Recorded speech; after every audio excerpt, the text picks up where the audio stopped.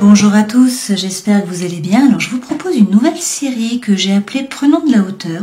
Donc c'est un tarot qui est plutôt introspectif. L'objectif c'est de faire un état des lieux de votre moi au moment en fait auquel on fait le tirage. Donc je pense en faire un chaque mois, mais vous me direz si ça vous plaît ou pas.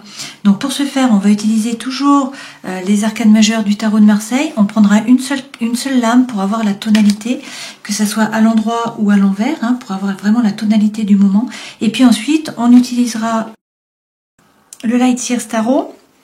Tout simplement parce que ce sont des cartes qui sont assez petites là, et vu que je vais faire un tirage en croix celtique, avec la croix celtique il y a 10 cartes, donc en fait c'est pour ça que je vais utiliser ce tarot-ci que j'aime beaucoup de toute façon.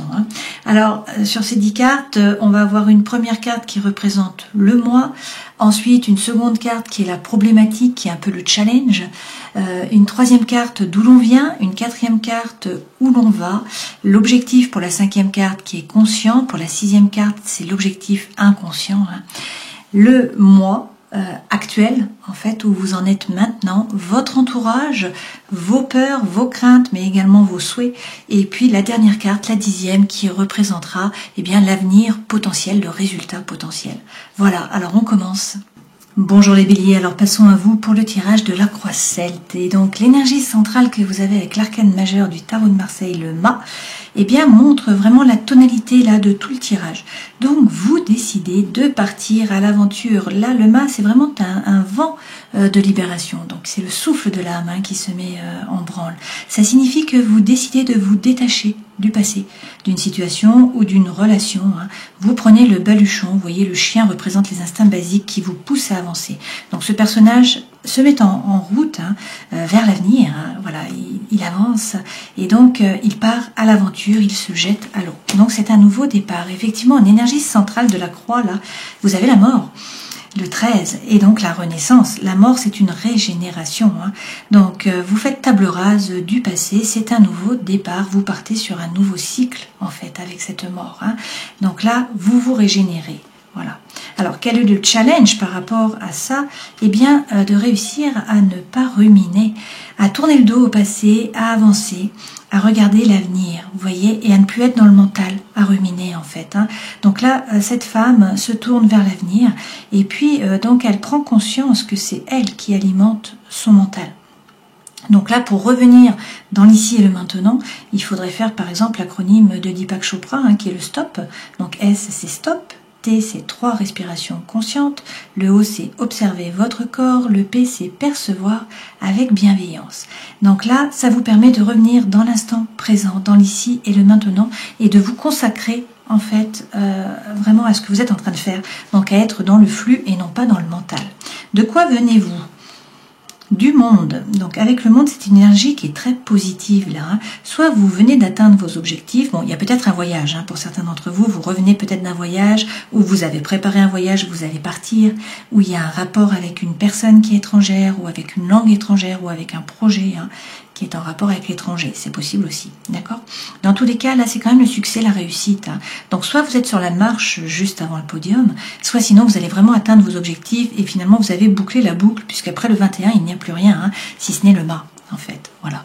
Donc, vous terminez un objectif, finalement quelque chose qui se termine bien, vous bouclez une boucle. Ce vers quoi vous allez, justement le 4, donc la célébration, vous voyez ces personnes dansent et font la fête, donc en fait vous êtes plus léger, vous profitez de la vie, et puis c'est peut-être une carte d'engagement, vous vous engagez mais sans crainte en fait.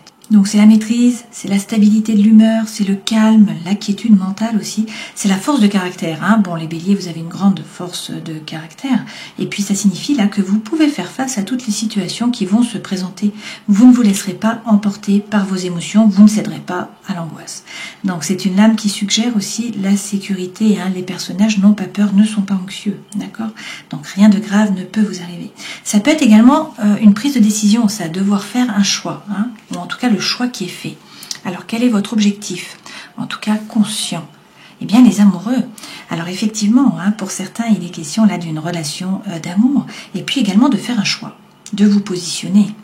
Donc la vie sentimentale est positive, elle est équilibrée, il y a peut-être une rencontre là qui est probable pour un célibataire.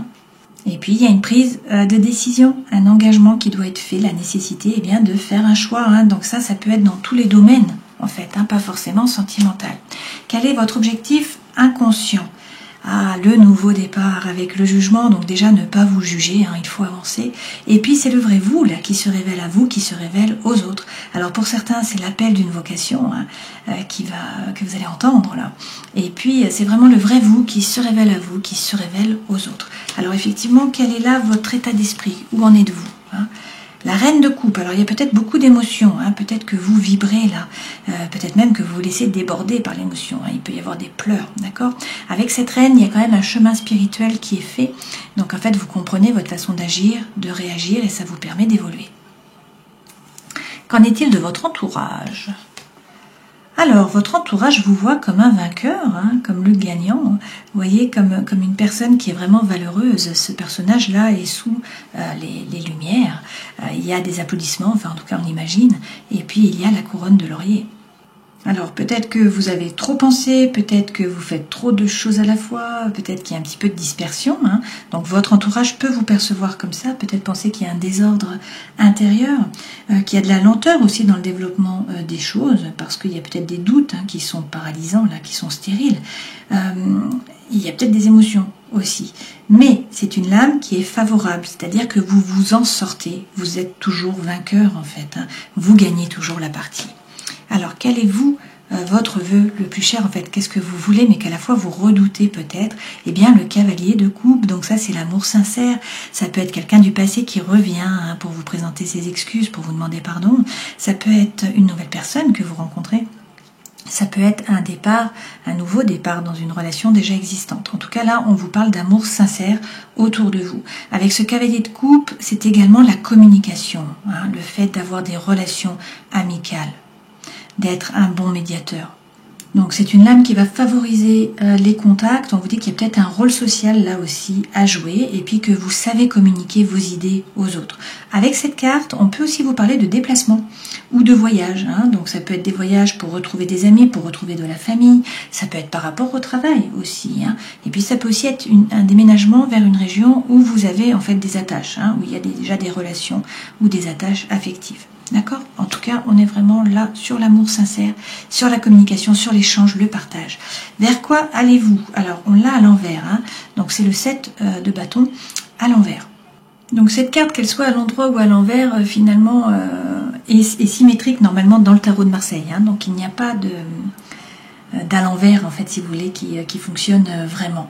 Donc là on vous parle d'une bonne santé, peut-être de guérison en cas de maladie. Cette carte représente la réussite, la réalisation. Surtout c'est un sentiment d'équilibre intérieur. Vous réussissez en fait à trouver votre équilibre et puis à vous aligner. Donc, a priori, vous êtes bien dans votre peau, vous êtes heureux, vous faites preuve de sagesse, de sérénité, vous vous épanouissez dans ce que vous faites et vous vous accomplissez en fait dans votre vie. Donc là, c'est vraiment une réalisation intérieure qui va favoriser bien sûr une évolution rapide et puis positive des choses. Et ça dans tous les domaines. Donc c'est une lame qui est extrêmement bénéfique et vous terminez avec cette lame. Donc votre jeu est vraiment très positif dans tous les cas et vous avez beaucoup de feu, donc ça représente vraiment votre élément, votre feu, le feu et puis également des coupes, donc de l'eau.